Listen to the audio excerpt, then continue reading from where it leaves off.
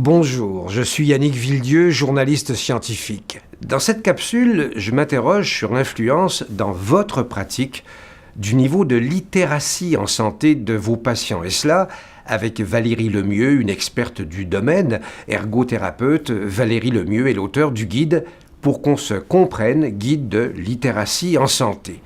Alors vos connaissances concernant la littératie en santé relèvent-elles du mythe ou de la réalité? Par exemple, est-ce un mythe ou une réalité que de dire que les personnes plus scolarisées ont, par le fait même, un niveau élevé de littératie en santé?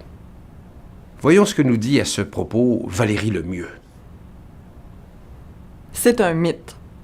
D'abord, il faut se rappeler que la littératie en santé fait appel aux capacités des patients non seulement de comprendre, mais aussi de trouver et d'utiliser l'information qui leur est transmise pour améliorer ou pour maintenir leur santé.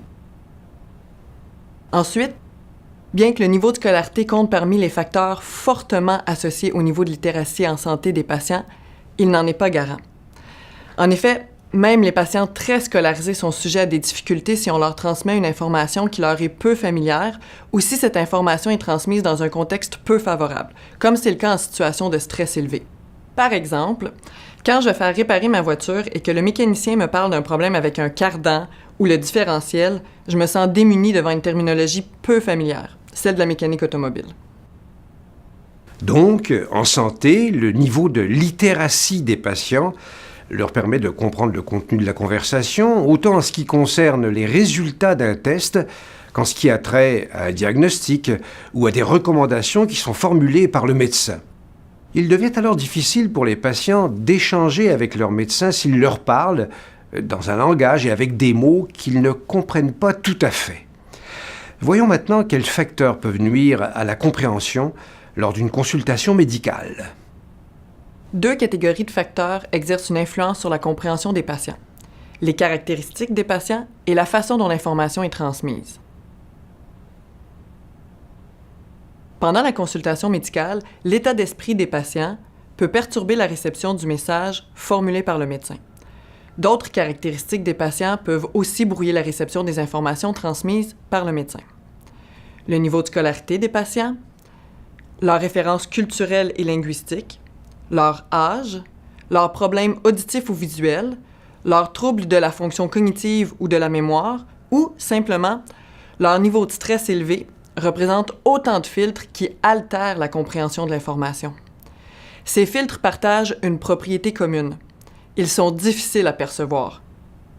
Le médecin n'a d'autre choix que d'agir sur sa façon de transmettre l'information pour s'assurer de la compréhension de ses patients. Il doit ajuster son message pour être mieux compris par les patients, car c'est le seul facteur sur lequel il peut exercer un contrôle. Ainsi, pour ajuster son message, le médecin devrait nécessairement évaluer le niveau de littératie de ses patients. Est-ce un mythe ou une réalité? Encore ici, il s'agit d'un mythe. D'une part, l'Association américaine des médecins de famille recommande de ne pas dépister le niveau de littératie dans un contexte clinique. D'autre part, les médecins n'ont probablement pas le temps de le faire dans le cadre de leur pratique quotidienne. Les 2/3 des participants canadiens de l'enquête internationale sur l'alphabétisation et les compétences des adultes présentent un faible niveau de littératie en santé. Pour les personnes âgées de plus de 65 ans, on parle même de 95%. Sachant cela, la meilleure approche pour le médecin est de systématiquement ajuster son message afin de s'assurer d'être compris par tous ses patients. Pour appuyer les patients dans une prise de décision, il faut systématiquement adapter son langage. On pourrait alors penser qu'il est préférable que le médecin communique plus d'informations aux patients pour leur permettre de prendre une décision éclairée. Est-ce un mythe ou une réalité? La réponse de Valérie Lemieux. Il s'agit d'un autre mythe, mais cette fois avec une nuance importante. Le médecin a l'obligation de donner l'information nécessaire à la prise de décision éclairée. Il devrait toutefois se limiter à l'essentiel. Souvent, la clé n'est pas d'en dire plus, mais de le dire autrement. Les recherches sur le plan de la cognition démontrent qu'au-delà d'une certaine quantité d'informations, les messages les plus importants se perdent. Il est donc préférable de limiter la transmission d'informations non essentielles, qu'on appelle le bruit, et qui nuisent à la réception des messages qu'on veut réellement transmettre. D'ailleurs, selon l'Association canadienne de protection médicale, le médecin a la responsabilité déontologique et juridique de prendre des mesures pour être raisonnablement convaincu que le patient a compris les renseignements qui lui ont été communiqués. Il a l'obligation de prendre tous les moyens en son pouvoir pour assurer le consentement éclairé et la prise de décision. Ainsi, pour ajuster ses propos à un plus faible niveau de littératie et favoriser la prise de décision pendant la consultation médicale, le médecin peut recourir à 3 stratégies éprouvées par les experts en littératie. Premièrement, cibler l'information la plus importante dans le contexte de la consultation. Deuxièmement, privilégier des termes usuels et éviter le jargon médical.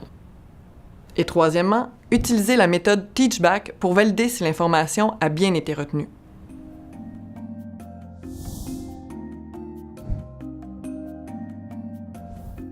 La première stratégie est de cibler l'information la plus importante dans le contexte de la consultation. Dans la vidéo suivante, voyons si l'étudiante en médecine applique bien cette stratégie. Mais là, il n'y a pas trop de risques à se faire vacciner tout le temps de même? Regardez, ce document vous informe des risques. Il y a des symptômes là, qui peuvent être causés par le vaccin, comme une rougeur là, à l'endroit où l'injection a été faite, puis d'autres problèmes là, qui n'ont aucun lien avec le vaccin peuvent arriver par hasard, comme le rhume, le gastro, mal de tête. Mais soyez rassurés, tel qu'indiqué ici, le vaccin injectable contre la grippe est sécuritaire. La majorité des réactions sont bénignes et de courte durée. La première stratégie est de cibler l'information essentielle. Dans une explication sur les effets secondaires d'un vaccin, comme celle proposée par cette étudiante en médecine, il n'est peut-être pas nécessaire de mentionner tous les problèmes sans lien avec le vaccin.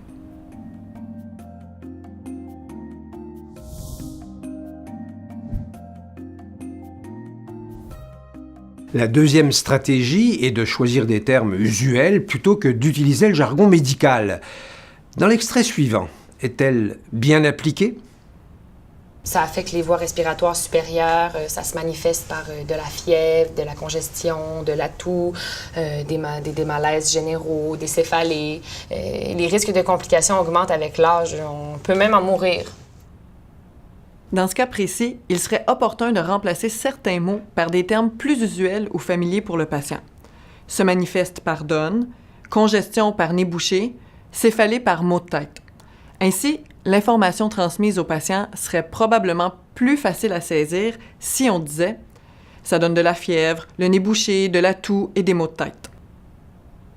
En somme, dans la pratique, le médecin doit se concentrer sur les messages les plus importants et éviter le jargon médical afin de favoriser la bonne compréhension de ses patients.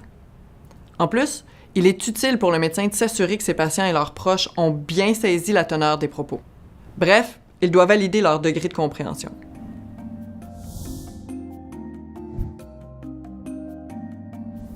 La troisième stratégie est d'utiliser la méthode Teachback pour valider si l'information a bien été retenue.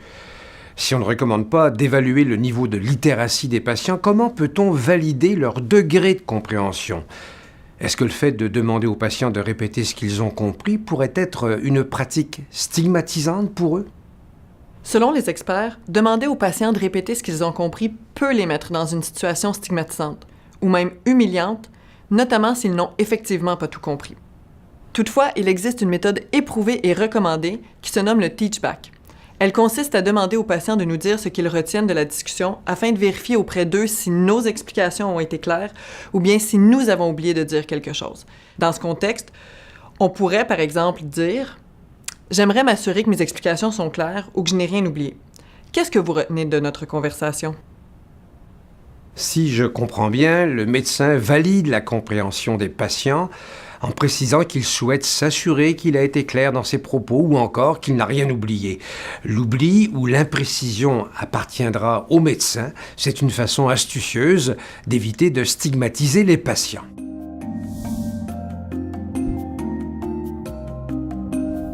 En conclusion, sachant que le médecin a l'obligation d'aider ses patients à comprendre l'information qu'il transmet et que la majorité des gens affichent des compétences faibles en littératie et en santé, la meilleure approche consiste à utiliser le bon niveau de langage pour rendre cette information accessible à tous.